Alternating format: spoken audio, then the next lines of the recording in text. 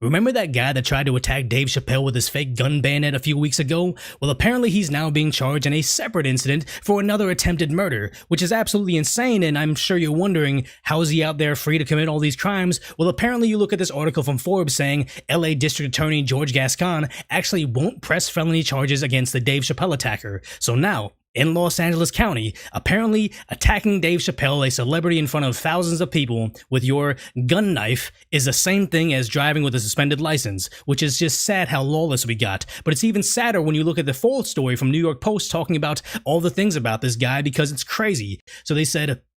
the person was busted on Thursday in connection to a fight with his roommate at a transitional housing facility, which is just like either a halfway house or a homeless shelter. But they said the DA's office said the victim identified the person as his attacker after the suspect gained significant media attention following the onstage confrontation with Chappelle at the Hollywood Bowl earlier this month, which just goes to show these transitional housing facilities are either so dangerous that someone can attempt to murder their roommate in one of them, and that crime can go unsolved for at least 5 months, or you can be in those transitional housing facilities and there's such low control as to who's inside of them that you can attempt to murder your roommate and they won't know who you are unless you try to attack Dave Chappelle in a wildly publicized attack. It's insane. So they go on to write that District Attorney George Gascon said in a statement, the incident that occurred at the Hollywood Bowl was a misdemeanor conduct and rightfully referred to the city attorney's office, showing that this attack is just a misdemeanor and they stand by the decision. So they go on to write or say, based on the nature and severity of the December attack,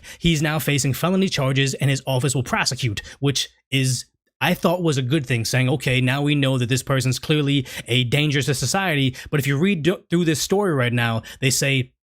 he was also arrested for assault with a deadly weapon in 2018 and for felony larceny in New York in 2015. So we know this person has a long history of crimes, and this is just the larger ones, I'm guessing. But it's sad because all you do when you say, hey, look, this person is having a hard time, let's not go ahead and throw the book at him this time. You're not just saying, let's give this person a second chance. You're saying, let's go ahead and sacrifice another victim to this person because apparently we don't know how to prosecute in this country. Because they say, well, Lee produced a song that was named after Chappelle, which if you want to search for it, it's garbage. I don't recommend it. And it's not even him talking about the potential attack later on. He's just saying that people are a joke, just like what Dave Chappelle tells, and it's just whatever. But they say, backstage after the attack, he had ranted about his grandmother being forced out of her Brooklyn home due to gentrification and is now receiving mental health services. So I imagine this person does need mental health services, but just the idea that he's talking about how he's a victim or his grandmother's a victim in Brooklyn or something like that, and it just goes to show that people are so hinged on the idea that if I'm a bigger victim in this scenario, I can get out of this and actually not face consequences, which is sad because not only is he saying it, but now you have something like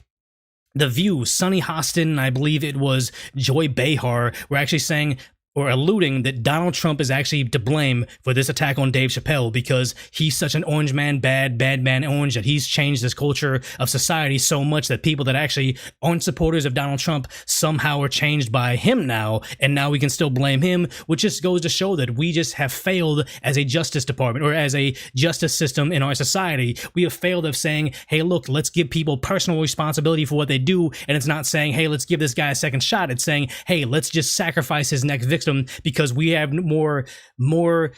worry about who we can blame on Donald Trump and society as a whole and how we need to change things and how you need to vote me into things so I can gain power and change stuff because I'll make you safer somehow. No, prosecuting criminals is going to make you safer, not all this justice or social justice stuff. I'm sick of it. So if you appreciate my content, make sure you subscribe down below, but also check out my other videos over there because I believe that more people, a part of this silent majority, would benefit from seeing what's really happening in the world and you just don't have enough access to it. So as always, thanks for dropping by and hope to see you in the next video.